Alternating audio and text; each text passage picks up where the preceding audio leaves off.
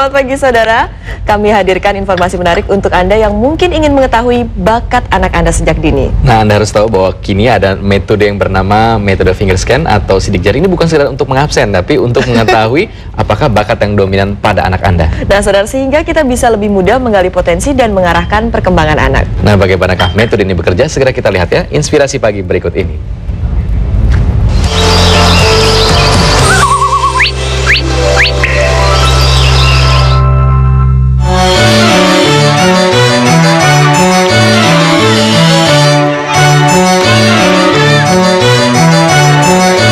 Apakah Anda sudah mengetahui apa bakat atau potensi kemampuan anak-anak Anda? Jika belum tahu, tentu Anda ingin sekali segera mengetahui bakat anak-anak Anda, bukan? Makin cepat tahu, akan jauh lebih baik, agar kita tidak keliru mengarahkan anak-anak kita. Nah, kini ada cara efektif dan cepat untuk mengetahui bakat dan potensi kemampuan kecerdasan anak-anak Anda. Dengan cara finger scan, melalui sidik jari 10 jari jemari buah hati Anda.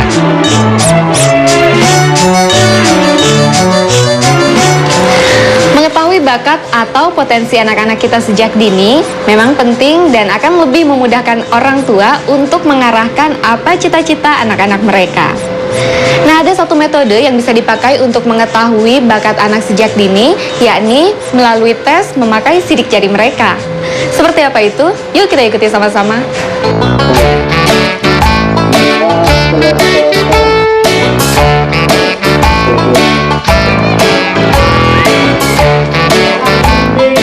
Perhatikan aktivitas anak-anak ini. Mereka sangat antusias ingin mengetahui bakat dan potensi kemampuan kecerdasan diri mereka. Potensi kemampuan kecerdasan anak-anak dan juga manusia pada umumnya dibedakan ke dalam 5 bagian. Ada bagian yang disebut sebagai sensing, thinking, intuiting, feeling, dan insting. Perhatikan, tangan ini menunjukkan siapa Anda. Yang limbik kiri nilainya orang sensing. Yang telunjuk nilainya orang thinking. Mengetahui potensi kemampuan kecerdasan anak-anak sejak dini akan makin memudahkan kita para orang tua untuk mengarahkan belajar mereka. Apa yang dibutuhkan dan apa yang sebenarnya tidak dibutuhkan anak.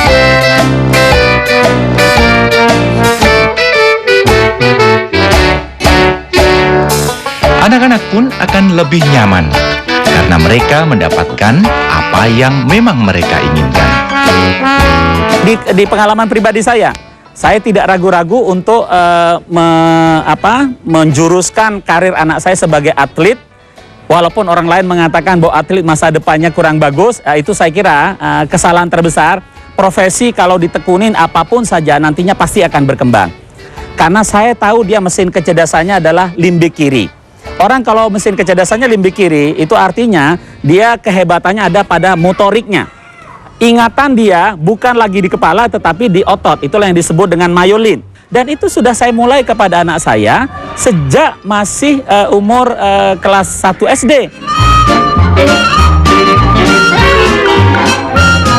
Dari ini ya, orang tua Sepi kebetulan hasil dari mesin kecerdasannya itu intuiting introvert.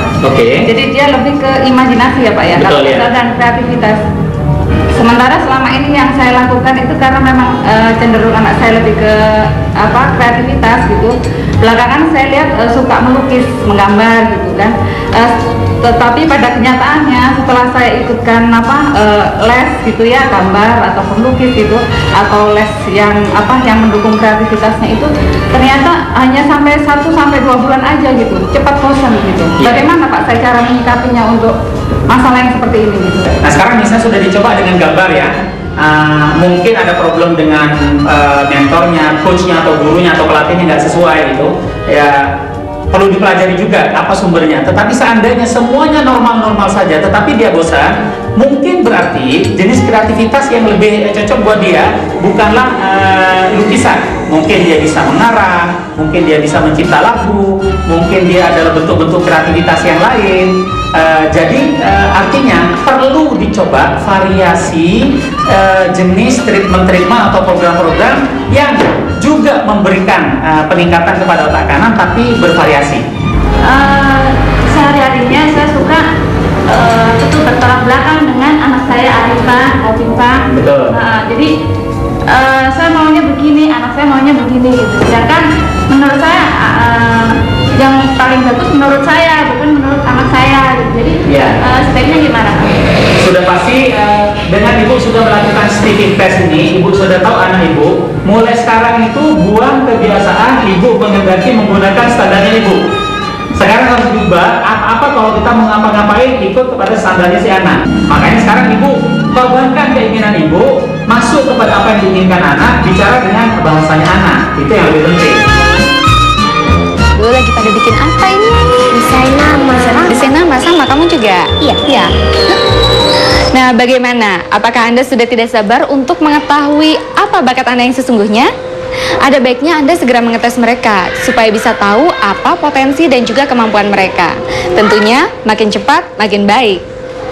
Dapatkan selalu berbagai inspirasi dan juga informasi lainnya hanya di Liputan 6 Pagi.